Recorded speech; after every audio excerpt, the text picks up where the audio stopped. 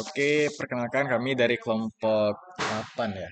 8. Dan kami akan menjelaskan mengenai tugas terakhir dari arsip praktikum Aksikom, itu tentang datapad secara keseluruhan. Yaitu yang pertama-tama ada bagian instruction fetch, lalu instruction decode, execute, memory access, dan write back.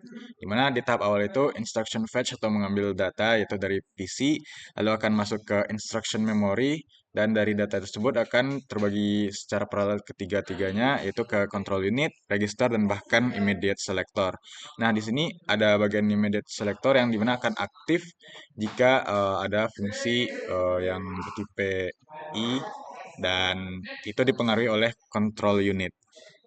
Lalu dari sini bagian instruction decode ini di mana dia menerjemahkan data-datanya akan masuk ke MUX 2 di mana akan memilih RS1, RS2, PC atau bahkan immediate, dan hasil tersebut akan dieksekut atau dijalankan oleh ALU di mana tergantung tipenya yaitu apakah dia add ataupun get maupun shift dan SLT, dan akan lanjut ke proses ke memory access yaitu ke data memory, dan dimana setelah itu ada load selector yang memilih apakah byteness half atau full, dan itu akan diberikan ke MUX 421 pada bagian write back, dan itu akan kembali lagi ke bagian instruction decode dan ngelooping terus di bagian control unit, register, dan immediate selector. Namun terlepas dari hal itu juga ada di bagian brancher dan MUX 221 dan for adder juga di bagian instruction fetch itu akan mempengaruhi kalau misalnya kita jump apakah setiap 4 atau bahkan kita jump ke data yang sangat jauh ataupun data sebelumnya gitu. Jadi brancher ini gunanya untuk fungsi JAL. Lanjut untuk penjelasan mengenai kode. Em, Berikut ini adalah perbandingan antara saya akan membandingkan antara Quartus dengan Venus yang dari eh, compilernya. Kemudian di sini saya akan menunjukkan bahwa pada tahap awal-awal semua fungsi berjalan dengan baik dengan PC yang sesuai dengan Venus yang ditampilkan. Dapat dilihat sendiri di sini bahwa dari PC 004, 008, 00C, 010 sampai selanjutnya sampai ke PC ke 0000028. Dimana di sini jika di step dia akan terus jalan sampai ke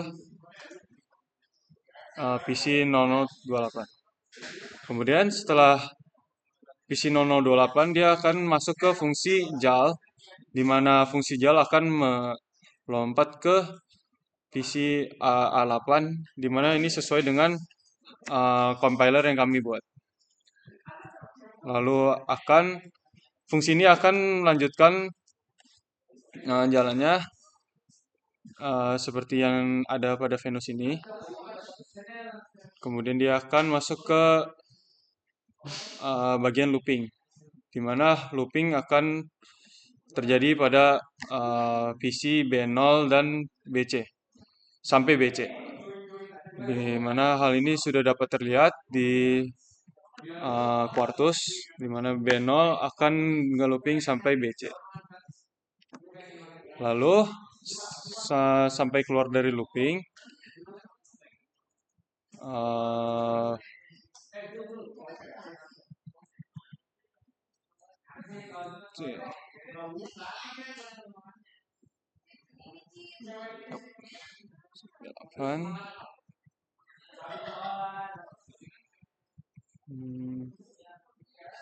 setelah persyaratan telah dipenuhi dari BLT, dia maka akan masuk ke instruction selanjutnya, yaitu ke PC channel. dimana dapat dilihat di Venus juga sudah sudah sesuai, dimana dari B0 dia akan loncat ke C0 karena persyaratan sudah sesuai. Kemudian dia akan lanjut menjalani instruksi yaitu C4 dan kemudian loncat ke 2C sesuai dengan JAL R, di mana dia akan return ke posisi sebelum dia melompat. Ya, di mana di sini sudah sesuai dengan Venus.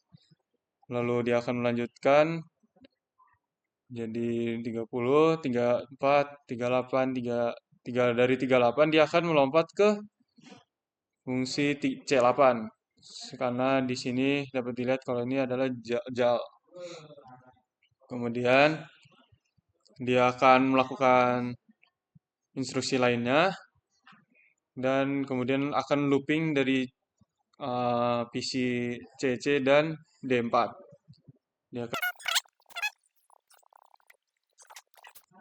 Dia akan masuk ke D8. Dimana jika dilihat dari sini dia akan sama yaitu melompat ke D8.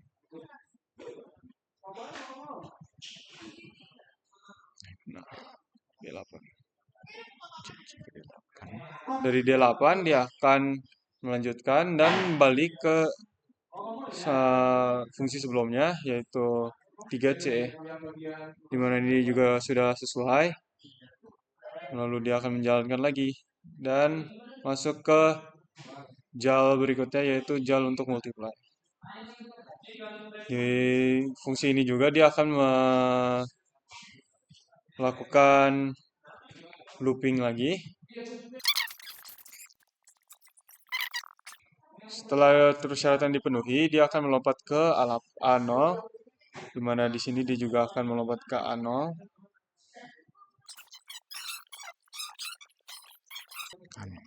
Ke A0, kemudian melanjutkan langkahnya lagi dan akan JAL return lagi ke fungsi 4C. Nah, ini juga sudah sesuai dengan Quartus.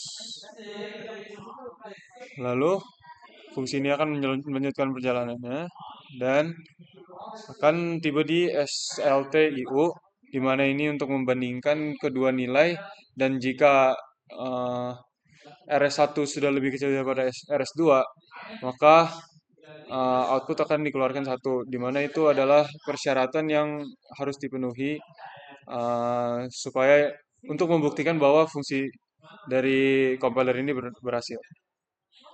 Dimana jika dilihat di sini pada PC 5C bahwa ALU in 1 bernilai 0, ALU in 2 bernilai 1, ALU out bernilai 1, dimana ini sudah sesuai dengan seharusnya. Lalu ini akan melanjutkan lagi sampai ke 84, dimana ini adalah fungsi terakhir setelah load dan segala macamnya, dan dia akan mengeluarkan diri dari kode, dimana di sini juga mengeluarkan menjadi PC35, dimana ini tidak relevan dengan RISC-V semua. Lalu untuk simulasi timing di sini dapat dilihat bahwa untuk worst case-nya fungsi dapat bekerja pada periode 34,528 nanosecond, di mana di sini kami menggunakan clock 80 nanosecond untuk menghindari terjadinya kerusakan data. Untuk simulasi timing,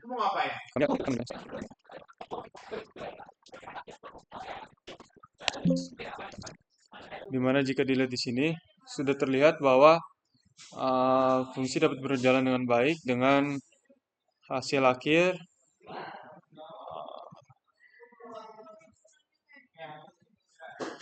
yang tidak terlihat karena clocknya terlalu besar.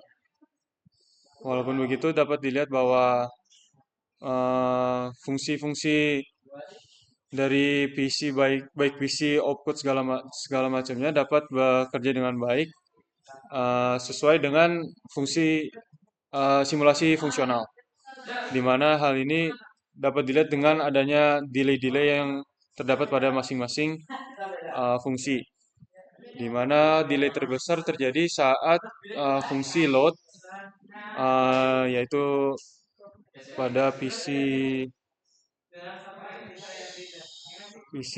contohnya adalah uh, PC 14. PC 14 dapat dilihat bahwa delay terjadi cukup besar, namun karena load membutuhkan dua siklus, sehingga dapat dilihat bahwa dari 14 dan 18, delay jika digabungkan delaynya cukup besar, sehingga memerlukan waktu worst case-nya yang lebih paling banyak di antara fungsi-fungsi lainnya. Kemudian jika clock dibuat menjadi lebih kecil daripada seharusnya, di mana kasus ini adalah contohnya 60 Kali 3. jika di run, seharusnya fungsi akan mulai rusak karena tidak dapat menghandle semuanya dengan delay yang sebesar itu.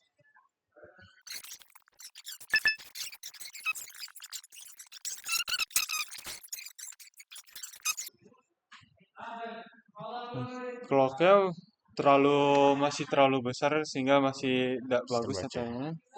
Turunin lagi. Coba diturunin lagi. Kelok. Coba di 30.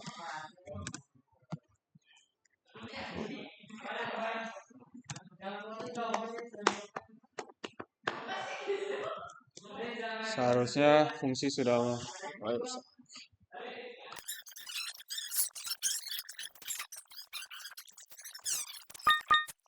Di mana dapat dilihat bahwa data-data sudah tidak berurutan lagi, di mana harusnya di sini adalah fungsi load, tapi dia sudah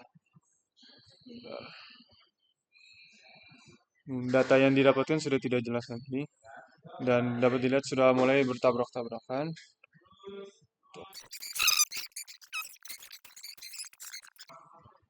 Fungsi ke-5C dapat dilihat bahwa data yang didapatkan sudah tidak lagi menghasilkan nilai 1, di mana